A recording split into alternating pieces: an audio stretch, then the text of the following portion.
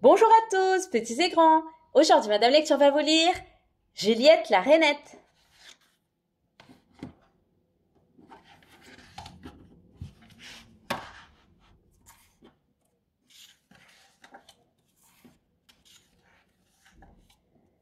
Près du jardin, une vieille mare immobile et rêveuse abritait dans la fraîcheur de ses roseaux une bondissante petite personne qui s'appelait Juliette. Elle avait des yeux tout ronds, un large sourire et un joli ciré vert pomme. Et comme toutes les rainettes, les grenouilles, pas les pommes, elle avait aussi beaucoup de sœurs et encore plus de cousines. Malheureusement, si Juliette était toujours d'humeur facile, douce, charmante et n'avait jamais fait de mal à un moustique, ses sœurs étaient sans cœur et ses cousines mesquines. Hugo l'asticot se souvient encore de l'invitation à la fameuse partie de pêche dont il fut l'appât. Ce jour-là, il but une bonne tasse et se jura de ne plus jamais y retourner. Et surtout, écoutez les misères qu'elles firent à ce pauvre Roméo, qui était pourtant un crapaud très comme il faut, apprécié de tous au jardin. En ce temps-là, Roméo venait souvent se promener sur les bords de la mare pour retrouver Juliette. Il l'aimait depuis toujours, mais il était si timide qu'il osait à peine lui parler. « Pensez-vous que nous allons avoir de la pluie aujourd'hui, mademoiselle Juliette ?»« Hélas, le ciel est bleu, répondit-elle. « Et sans nuages, ajouta-t-il. « Quel dommage, murmura-t-elle.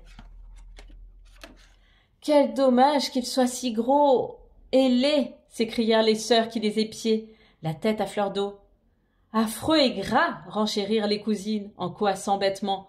Croix, cra, cra. Le pauvre petit crapaud s'affligeait tellement d'avoir l'air si laid et d'être la risée de toute la mare que Juliette s'écria hors d'elle. « Laissez-le tranquille !»« C'est ça, laissons tomber ce vieux sac mouillé !» crièrent en chœur les vilaines sorcières.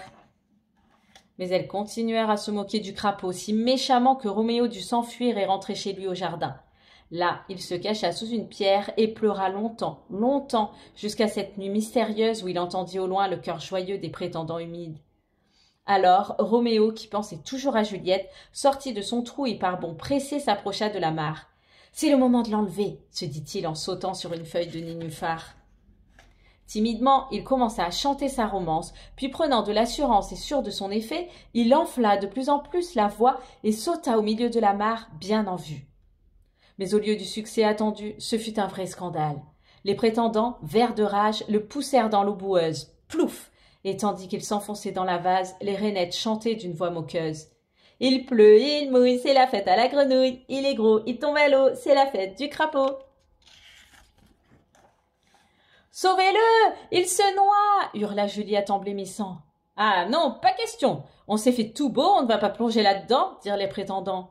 Soudain, l'infortuné crapaud réapparut à la surface et nagea de toutes ses forces pour atteindre la rive. Et avant que Juliette puisse le secourir, il se hissa sur la berge, puis disparut dans les herbes, la rage au cœur.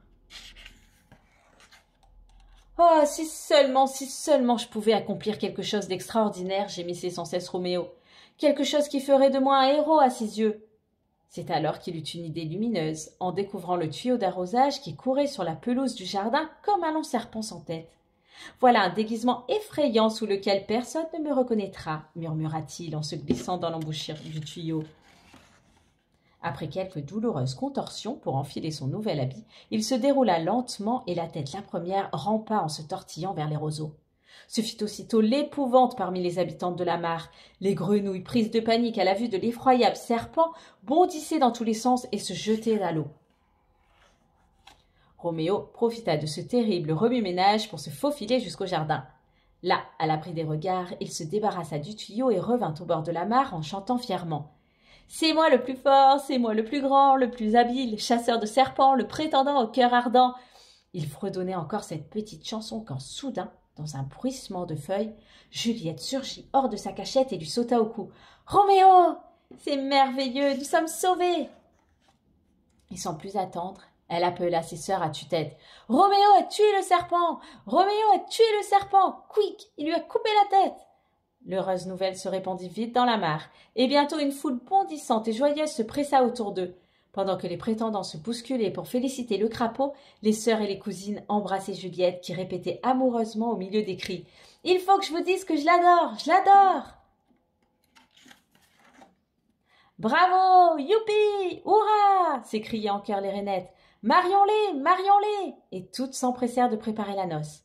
Ursule la libellule accepta, une fois n'est pas coutume, de venir y faire un tour, et l'on vit même Hugo l'asticot, dressé sur sa queue, se tortiller de plaisir. L'histoire est finie. Et n'oubliez pas de vous abonner à ma chaîne pour ne louper aucune nouvelle histoire. À bientôt!